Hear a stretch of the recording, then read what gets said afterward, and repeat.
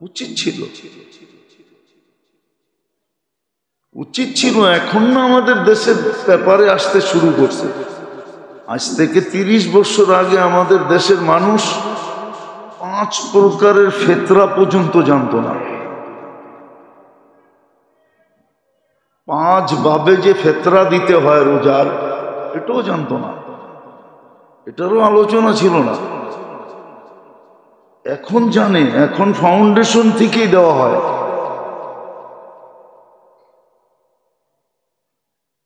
30-35 বছর আগে কেউ জানতো না। আমার মনে আছে প্রথম যখন আমি এসে এখানে বলছি, কিছু লোক এখনো বেঁচে আছে, জিজ্ঞাসা করছে এটা আবার কি বলতেছেন, যে 5 ভাবে ফিতরা দিতে হয়, 5 জিনিসের দাম, গম, জব, খেজুর, কিশমিশ, তারপরে পনির। এটা তো আশ্চর্য বোধ করছে প্রথম যখন বলা হয়েছে। এইখানে লোক এখনো 2-1 বেঁচে আছে, বাকি অনেক কবরে চলে গেছে, যে এটা কি বলতেছেন। জীবনভর শুনে আসলাম গমের দাম দিতে হবে।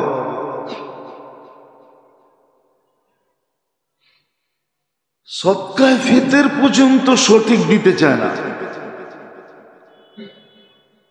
সঠিক সদকায়ে ফিতর দিতে চায় না। কোনো মতে ধনী ফকিরেরটা দিয়া গমের দাম কার জন্য জানেন? ঈদুল ফিতরের সকালে যার উপরে ফিতরা ওয়াজিব হয়েছে ওর জন্য হলো গম। আমারটা শুনে নেন। ঈদুল ফিতরের দিন যার উপরে ফিতরা ওয়াজিব হয়েছে, এতটুক টাকা জমা হয়েছে যে 52.5 তোলা চাঁদির দাম, এত টাকা ঈদের সকালের দিন ওর কাছে জমা ছিল, বা এতটুক টাকা আছে ওর কাছে ঈদের সকালের দিন। 52.5 তোলা চাঁদির টাকা, সবচেয়ে বেশি দাম ধরলাম 94,500 টাকা। ঈদের দিন সকালে ওর উপরে ফিতরা ওয়াজিব হয়েছে, ওর জন্য হলো গমের দাম। আর যার উপরে যাকাত ওয়াজিব আগের থেকেই, বা রমজানে আইসা যাকাত ওয়াজিব হয়ে গেছে, ও তো 4টার যে কোনো একটা দিবে। হয়তো জব দিবে, নাইলে খেজুর দিবে, নাইলে কিশমিশ দিবে, নাইলে পনির দিবে। এই 4টার যে কোনো একটা দিবে।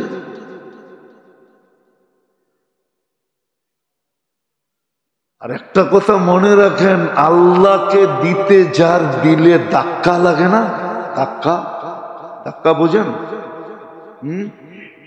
কি দিলের মধ্যে ধাক্কা লাগে, রেখা কাটে, এত দিয়া দিল। যার দিলের ভিতরে কিঞ্চিত রেখা কাটে, ও চাই না নেক, আল্লাহ ওকে দিতে এরকমই লাগবে। আল্লাহ বুঝা হই না দিবে। আপনার দিলে আজকে রেখা কাটতেছে আল্লাহকে দেওয়ার জন্য, জিজ্ঞাস করলে মুখ কালো হয়ে যায়। যদি জিজ্ঞাস করি পাই পাই হিসাব করে জাকাত দেন, অধিকাংশ মানুষেরই দেখি চেহারা কালো হয়ে যায়। আবার অনেকজনে কয় বেশিও দিয়া ফেলাই। আরে হিসাব করে দেন কিনা, যতবার জিগাই হিসাব করে দেন কিনা, ও কয় বেশি দেই। যতবার জিজ্ঞেস করি হিসাব করে দেন কিনা, 2 ধরনের জবাব দেয়। এক তো হয় চেহারা কালো হয়ে যায়, আর একটা কয় কি জবাব দেয়, কি দেই, কিন্তু একজনও বলে না না পাই পাই হিসাব করে দিই।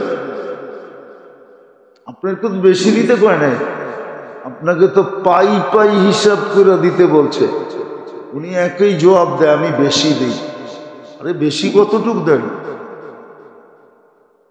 আগে পাই পাই হিসাব করেন, পাই পাই যেদিন হিসাব করতে পারবেন ওদিন আপনার ভিতরে বেশি দেওয়ার যোগ্যতা আল্লাহ ঢালবে। এর আগে আপনি বেশি দিতে পারবেন না, না, না, না।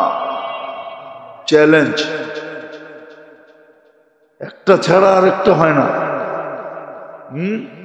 কি কি কি কোন বিয়া সারা কি ওলার বাপ হওয়া যায় নাকি? ঠিক না? কে তাবিজ দিল হইব না? বড় পিসাব যদি দিল ঠিক এরকমই পাই পাই হিসাব না করা পর্যন্ত আপনার ভিতরে বেশি দেওয়ার যোগ্যতা আসবে না। যেদিন আপনি পাই পাই হিসাব করবেন ওই দিনই আপনার কাছে বেশি দেওয়ার যোগ্যতা আসবে। আমার সমাজ দুইটা কাজ করে, জাকাতের দিচ্ছেন কিনা জিজ্ঞেস করলে পাই পাই শব্দটা বললেই চেহারা কালো হয়ে যায়। এই জন্য আমাদের বেহেশতি জেওয়ারে আছে তিনটা কাহিনী পড়া নিয়ে একবারে শুরুতে। একটা হাদিসের কাহিনী, সত্য কাহিনী লেখা আছে হাদিসের কিতাবের রেফারেন্স দেওয়া আছে। কিতাবের রেফারেন্স দেওয়া আছে। বনি ইসরাইলের তিনজনকে আল্লাহ পরীক্ষা করছিলেন।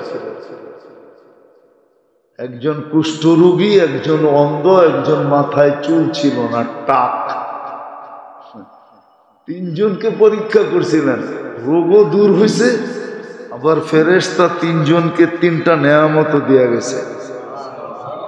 একজনকে উট দিছে, একজনকে গরু দিছে, একজনকে ছাগল দিছে। আবার ফুলছে ফলছে এরকম বৎসরের ভিতরেই পুরো এলাকাকে এলাকা ছায়া গেছে তার গরু উট ছাগল দিয়া। আল্লাহ আবার পরীক্ষার লেগা পাঠাইছে, দেখ মানুষ তো মানুষই, ঠিক না? এটি তো সব অকৃতজ্ঞর দল। স্বভাবই অকৃতজ্ঞ হওয়া, পাইলেই ভুলা যায়।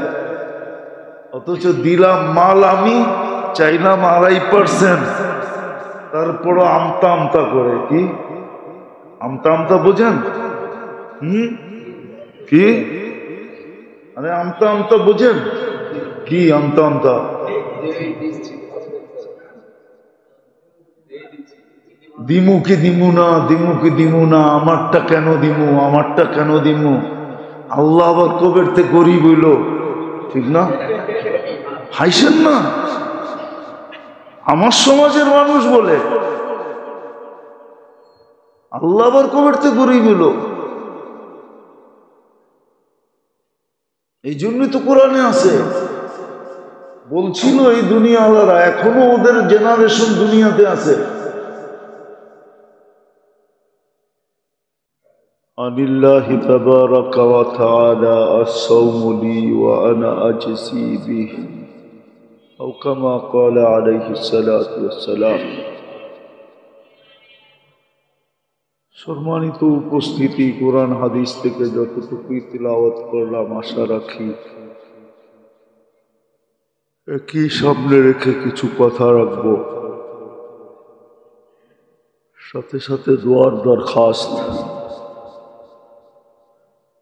আল্লাহ সকলকে বুঝার এবং আমল করার তৌফিক দান করেন।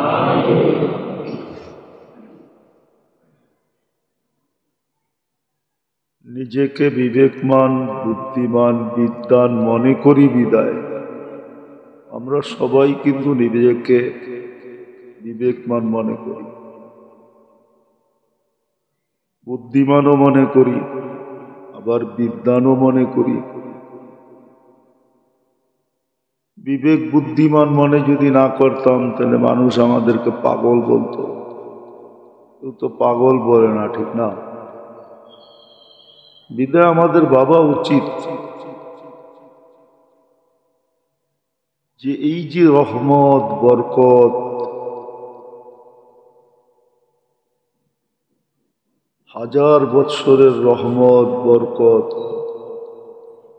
ইবাদত বন্দেগি তসবিহ তাহলিল,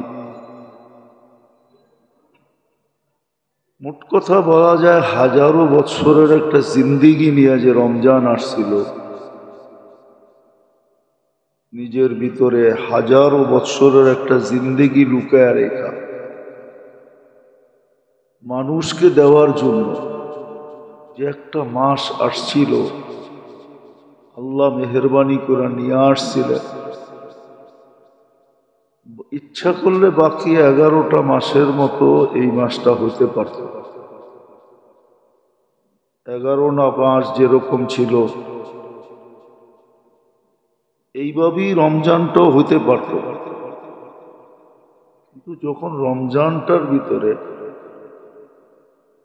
হাজারো মাসের জিন্দেগি, হাজারো বৎসরের জিন্দেগি দেওয়ার জন্য যেই মাসটা আসছিল, শুধু নিজে সুসজ্জিত হয়ে আসে না, আমাদেরকে সুসজ্জিত করার জন্যই আসছে। ধ্যান দিয়ে শুনলে বুঝে আসবে না, এলে বুঝে আসবে না। নাহলে জীবন কেটে যাবে। মন আমাদেরকে বুঝতে দিবে না। শয়তানের চেয়ে বড় দুশ্মন আমাদের মন। আমাদের শয়তান এত বড় দুশ্মন না, কেননা মন যতক্ষণ পর্যন্ত গেম বানায়া না দিবে, শয়তান ততক্ষণ পর্যন্ত গেম দিতে পারবে না। গোল যারা করে না, ওদেরকে গোল বানায়া দিতে হয়। ওরা নিজেরা ফুটবল পিটায় গোল করতে পারে না, মনে হয় বোঝেন নাই। গোল যারা করে, খেলোয়াড়দের ভিতরে কিছু লোক থাকে এরা শুধু গোল করে, কিন্তু এরা নিজেরা গোল করতে পারে না। এদেরকে গোলটা বানায় দিতে হয়, পয়েন্টে নিয়ে দিতে হয়। ওর পয়েন্টে নিয়ে দিলে ও গোল করবে, এটা বেশিরভাগ নিশ্চিত খেলোয়াড়রা, যে ওর হাত পাও পর্যন্ত পৌঁছাইতে পারলে ও গোল করে দিবে। আমাদের মন কিন্তু গেম বানায় দেয়,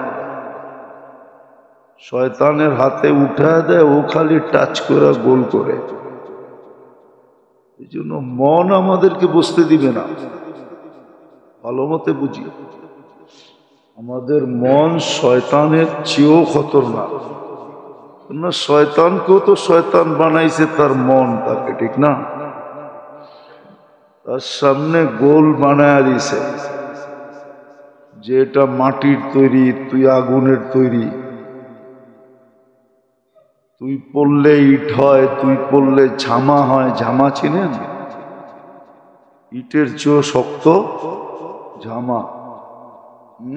তুই করবি এটারে সেজদা, তোর বুঝে আসছে। তারপরেই ওই গোল দিছে যে আমি এটাকে সেজদা করি কি করে। আমাদের মন আমাদেরকে বসতে দিবে না। বুঝলে তো কামই হইতো। এত বছর কন্টিনিউ ওয়াজের দরকার ছিল না। তাহলে 2-4-5 বছর করার পরে এই এলাকা পুরা ফকফইকা হয়ে যেত। 5 বছর পরে এখান থেকে চলে গেলেই চলতো, আবার নতুন কোনো এলাকা আবাদ করো। এত লম্বা দিন করতে হইতো না। বুঝে গেল আমাদের মন আমাদেরকে বসতে দেয় না। আর আমরাও মন লাগাইয়া শুনি না,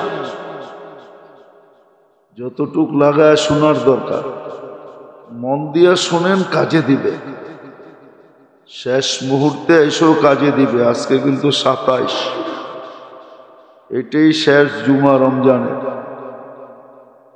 কালকে 28, পরশু 29।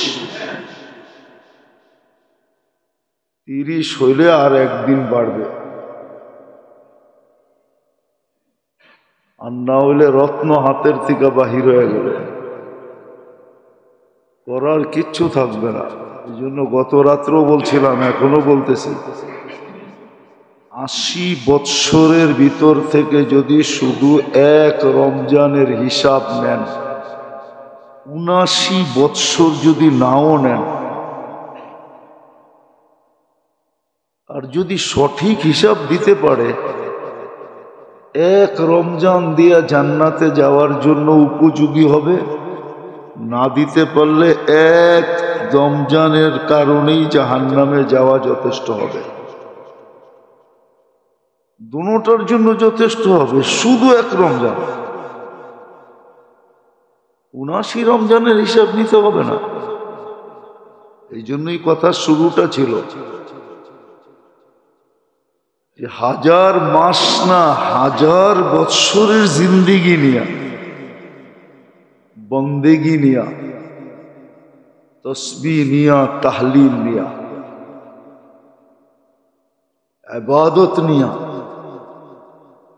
রমজান আসছিল আমাদেরকে সাজানোর জন্য। বলেন কতটুকু উপকৃত হলাম?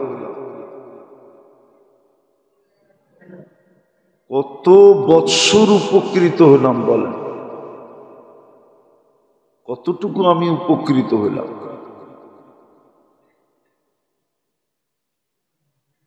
আমি কতটুকু রমজানের ভিতরে নিজেকে এই কাজগুলোর ভিতরে খাটাইতে পারলাম, সময় দিতে পারলাম কতটুকু?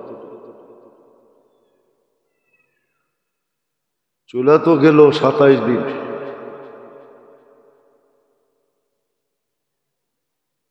আজকে তো শেষ জুমা। কতটুকু আমি এটার থেকে উপকৃত হলাম? প্রত্যেকে নিজেকে নিজে প্রশ্ন করো। এটাই তো হাদিস বলছিল, আস্তাফতি নাফসাক। এটাই তো কিতাবে লেখা। তুমি তোমাকে জিজ্ঞাসা করো, মন মিথ্যা বলবে না, অ্যান্সার সঠিক দিবে। মন মিথ্যা বলবে না, মনকে জিজ্ঞাসা করো কতটুকু তুমি এটাকে সময় দিলে, কতটুকু উপকৃত হলাম রমজান থেকে। আরেক রমজান যে পাবো, এটার চিঠি কি আমাদের খাতে চলে আসছে? কেউ বলতে পারবে যে আমার হাতে চিঠি চলে আসছে, আমি জানি আমি আগামী রমজান পাবো? কারো হাতে তো চিঠি আসে না। মালাকুল মউত তো কাউকে কানে কানে, আল্লাহ কাউকে তো পয়গাম দেন নাই তুমি আগামী রমজান পাবে।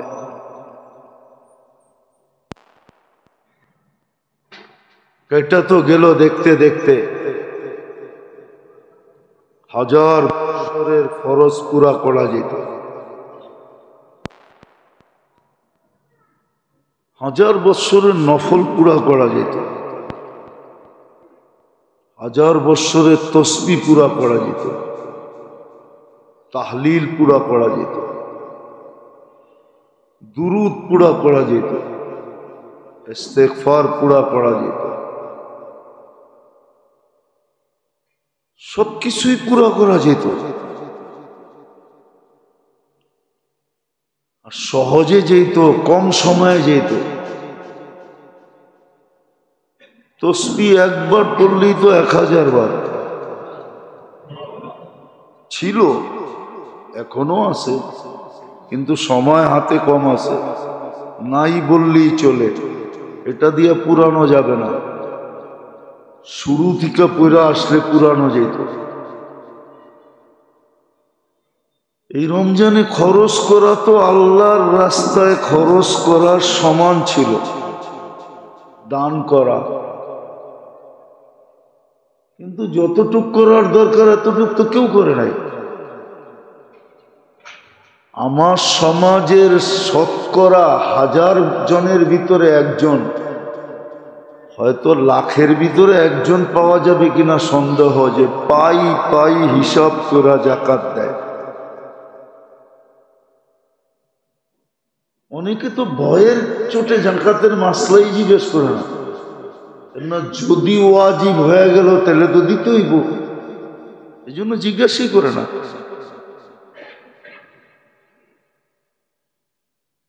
জাকাত দেওয়া সৌভাগ্য না সৌভাগ্য না? তাহলে জাকাত কেন দেয় না? আবার কার মাল জাকাত দিবে? আল্লাহ দিছে যেটা ওইটাই দিবে, ঠিক না? কে দিছে?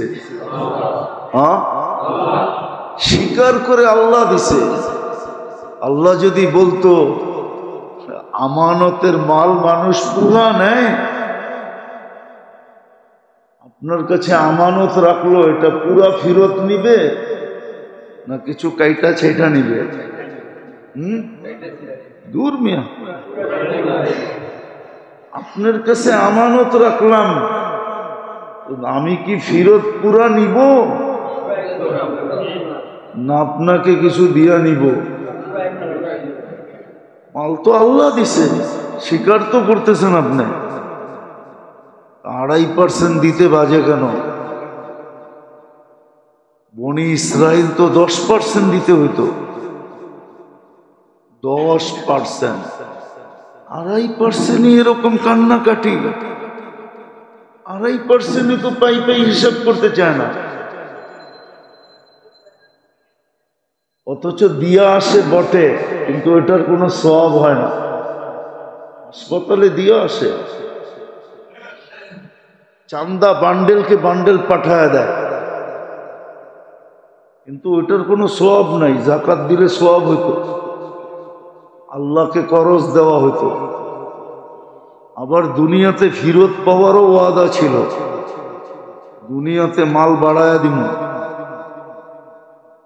আব্দুর রহমান ইবনে আউফ রাদিয়াল্লাহু তাআলা আনহু,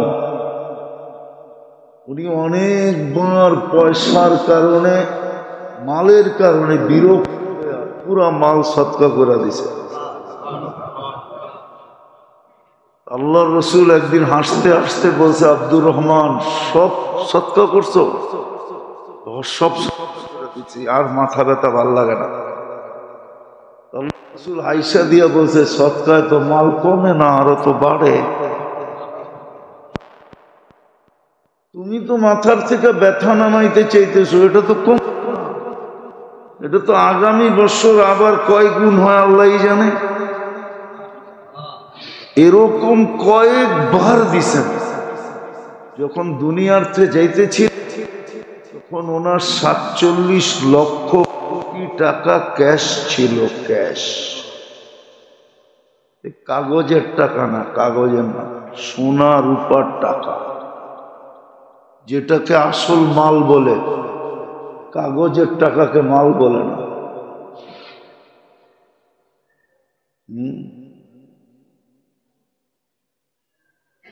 কাগজের টাকা যার কাছে থাকে ওরে মালদার বলে, সোনা রূপার টাকা যার কাছে থাকে ওরে গনি বলে, গনি।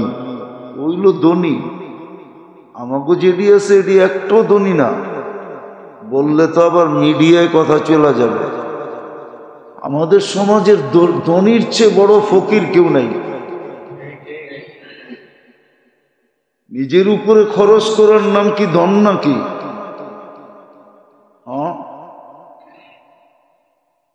রাগ হয়ে যান না, মিডিয়ায় কথা চলে যাবে। আমাদের সমাজে যারা নিজের ধনী বলে, ওরা ধনী না। ওদের চেয়ে যার ভিতরে লোভ আছে ও ধনী হয় কেমনে? ধনীদের তো সারাদিন লোভ, আরো ধন আসুক, আরো আসুক, আরো আসুক, আরো আসুক, তো আবার ধনী হয় কেমনে? যেটা বুঝাইতেছিলাম, অন্যদিকে যেতেছিলাম। রমজানে দান খয়রাত করার সওয়াব ছিল আল্লাহর রাস্তায় খরচ করার সমান। নিচে 7 লাখ, উপরে 49 কোটি। 1 টাকায় 7 লাখ টাকার সওয়াব হতো। কিন্তু পাই পাই হিসেব করে তো জাকাতই দেয় না। বাকি দিব তো দূরের কথা, সদকা দিব তো দূরের কথা। এই জন্য তো মুসলমানের পয়সা মাইসে খায়। মুসলমানের পয়সা নাইলে এই প্রবাদ বাক্য হতো না কোনোদিন। তোকে খাবে পোকে, পয়সা খাবে লোকে। এই প্রবাদ বাক্য কোনোদিন হতো না। জাকাত পাই পাই দেয় না দেখে তোর পয়সা অন্য খায়। যা দেখেন আমার দেশের হাজারো কোটি টাকা, লক্ষ কোটি টাকা অন্যের জেবে চলে গেছে। ইঙ্গিতে বললাম অন্যের জেবে চলে গেছে। যে জিজ্ঞেস করে দেখেন যেটি পাচার করে নিছে ওটি কয় টাকা পাইছে। আমাদেরকে দুনিয়া বুঝাইতে হবে না, আমরা দুনিয়া ঘুইরা তারপরে বাংলাদেশে নামছি। আমি দুনিয়া চিনি, আমারে দুনিয়া বুঝাইতে হবে না। আপনি আমাকে শিক্ষা দীক্ষার প্রভাব দিয়ে দুনিয়া বুঝাইবেন, এত সহজ না আমাকে বোঝানো। মিডিয়া দিয়ে বুঝাবেন, এত সহজ না। আমি দুনিয়া ঘুরে দেখি তো, এর জন্য আমি জানি। তো জাকাত যে না দেয়, জাকাতে যে কৃপণতা করে, ওর জন্যই এই প্রবাদ বাক্য, পয়সা খাবে লোকে, মুখে খাবে পোকে। আর পোকে খায়া যদি শেষও করতো তাইলেও তো মনকে বুঝাইতে পারতাম, শেষ তো হবে না। শেষ হয়ে গেল তো সান্ত্বনা হইতো যে শেষ, আর কোনো কাহিনী নাই। দেহটা না পোকে খাবে, বাকি তো খাবে না। বাকি কাহিনী তো সারা জীবন ভোগ করতে হবে। সত্য এটাই। যাক, যেটা আমি বুঝাইতেছিলাম যেটা, এই যে রমজান আসলো, আমি কতটুকু উপকৃত হলাম সর্বদিক দিয়া। আমি কতটুকু উপকৃত হলাম সর্বদিক দিয়ে, আমি কতটুকু উপকৃত হলাম।